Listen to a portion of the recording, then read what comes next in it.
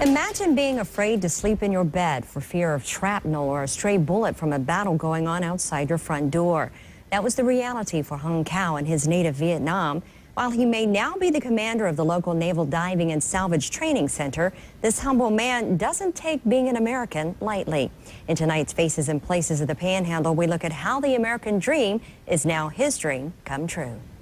Is that everybody? All right. Commander Hung Cao is a familiar face throughout Bay County and beyond. And they were divers when Moby Dick was still a minnow.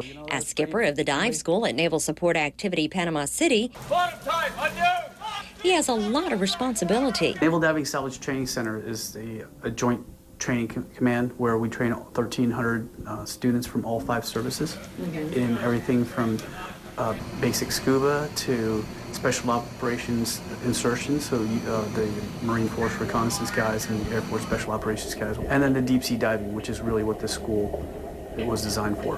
His desire is that Bay County become known for what happens behind the secure gates of this military installation. And I'm sure you're familiar with recompression chambers and everything. All the research and development happens right here at the Surface Warfare Center, and all the testing and evaluation. The equipment is then put in service. Then we at the Naval Diving Salvage Training Center train our men and women to dive and use those tools underwater.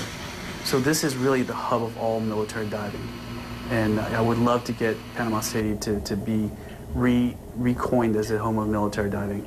Commander Cao's path to military success has been paved with hardship, including how his family came to the United States. I was born in Vietnam in 1971. In 1975, during the fall of Saigon, my family left Vietnam 14 hours before the fall of Saigon. Cao says the family's lucky lottery ticket was his sister, who was born in Ithaca, New York, while his father was working on his PhD. So by birth, she's an American citizen.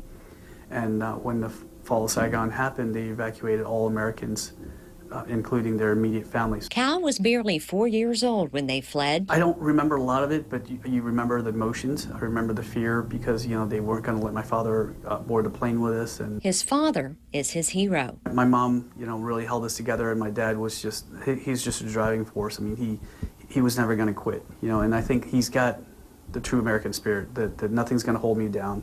Cao says he's proud of his heritage, but America is his home. I owe a lot to this country for what it's given myself and my family. And so I feel serving the military basically repays a debt for my family, a debt that we could never, honestly, in 10 lifetimes could pay back.